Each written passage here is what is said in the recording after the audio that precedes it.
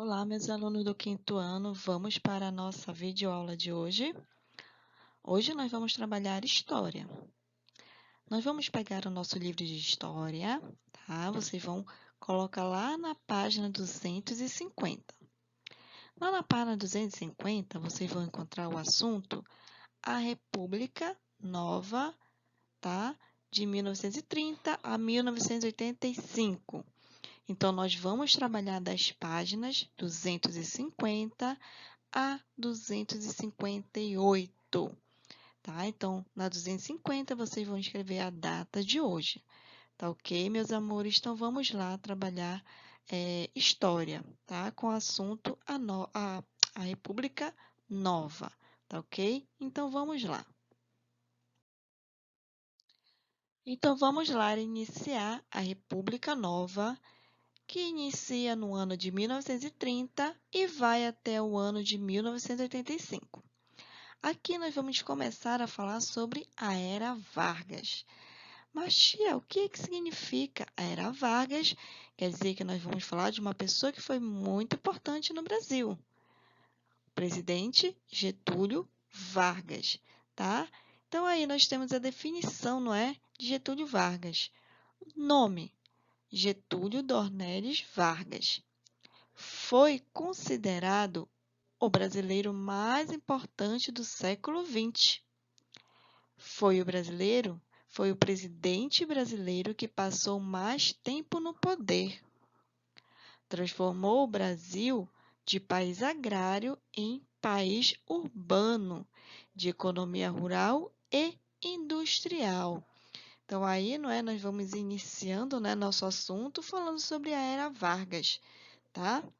Iniciada aí com a Revolução de 1930. Essa revolução aí, meus amores, ela expulsou a oligarquia. Quem lembra aí da época da política café com leite, não é? Então, aí a oligarquia cafeeira, no que eram os fazendeiros, né? Produtores de café que estavam no poder, tá?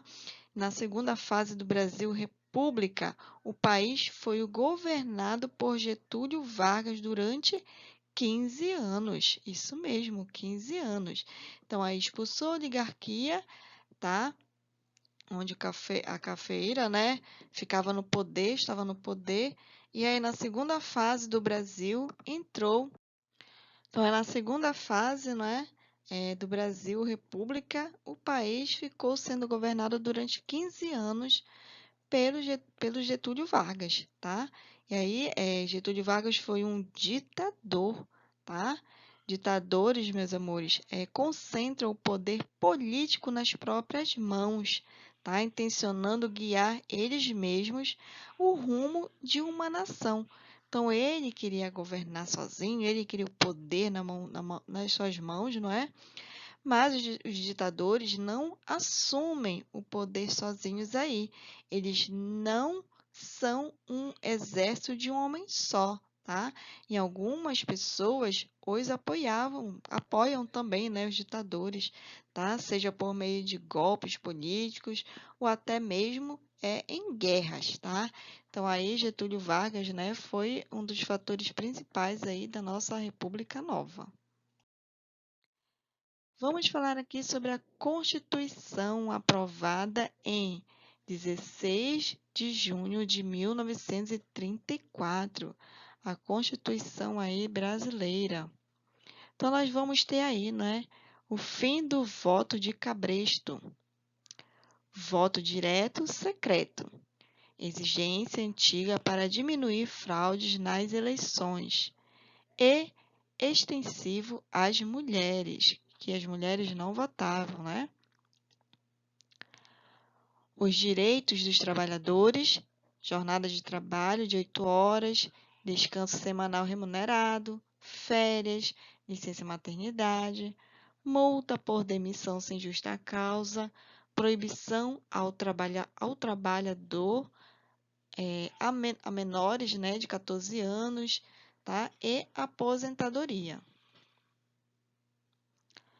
Proibição de diferenciação salarial em relação ao sexo, né? Diferença de salário entre homens e mulheres, idade, ao estado civil e à nacionalidade. Assistência à trabalhadora no pós-parto. Então, aí vocês estão verificando, né? A Constituição, né, aprovada aí, tá? Nesses direitos, né, que os trabalhadores conseguiram, tá? Devido aí ao governo de Getúlio Vargas, tá? Então, o objetivo da Constituição de 1934 era o de melhorar as condições de vida da grande maioria dos brasileiros, tá? Criando leis sobre educação, trabalho, saúde e cultura, tá? Ampliando o direito da cidadania dos brasileiros, possibilitando a grande fatia da população, tá? Que até então era marginalizada do processo político do Brasil, tá? Então, aí a participar então desse processo, tá? Da Constituição de 34, na realidade trouxe, portanto, uma perspectiva de mudanças na vida dos brasileiros, tá? Então, aí essa Constituição, né, veio para melhorar a vida, principalmente do trabalhador brasileiro. A Era do Populismo, de 1945 a 1964. Mas o que é populismo? Tá? O populismo é um conjunto de práticas políticas que se justificam no apelo ao povo. Olha a foto aí demonstrando, né? O apelo aí, geralmente contrapondo esse grupo a uma elite. Não existe uma única definição do termo, que surgiu no século XIX e tem obtido diferentes significados desde então. Poucos atores políticos descrevem a si mesmo como populistas, e, no discurso político, o termo geralmente é aplicado a outros pejorativamente. Em filosofia política e nas ciências sociais, diferentes definições de populismo têm sido usadas. O termo também é usado de forma variada entre países e contextos políticos diferentes. Então, aí dentro do período, né, citado, o período do populismo, tá, os presidentes que fizeram parte, né, que trouxeram para si, né, essa prática aí do populismo foi Eurico Gaspar Dutra, Getúlio Vargas, Juscelino Kubitschek, Jânio Quadros e João Goulart, tá? Então, aí no populismo, né, se fazia valer do imaginário, tá? Onde o presidente, aí como nesta foto, né, onde o presidente Vargas sempre estava cumprindo uma função de um grande pai, o guia da nação, não é? Essa foto aí representa essa forma, né, de política, né, do populismo, tá? Que essa propaganda onde mostra Getúlio Vargas ao lado de crianças. Então, nada melhor do que ter o populismo em si, né, do que trazendo as crianças para perto do político, né?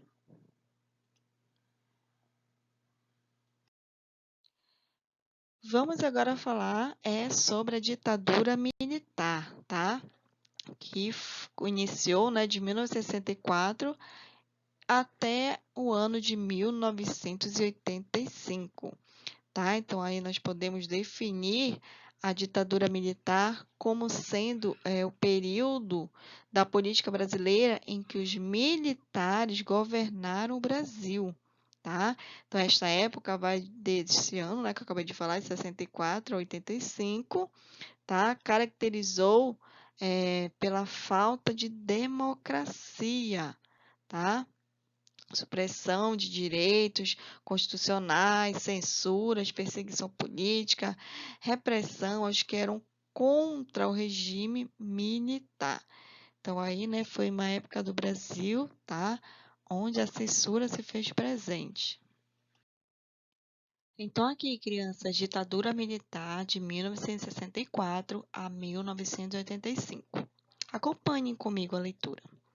Ditadura Militar Brasileira ou Quinta República Brasileira foi o regime instaurado em 1º de abril de 1964 e que durou até 15 de março de 1985, sob o comando de sucessivos governos militares. Então, foi um período, né, onde os militares governaram o Brasil.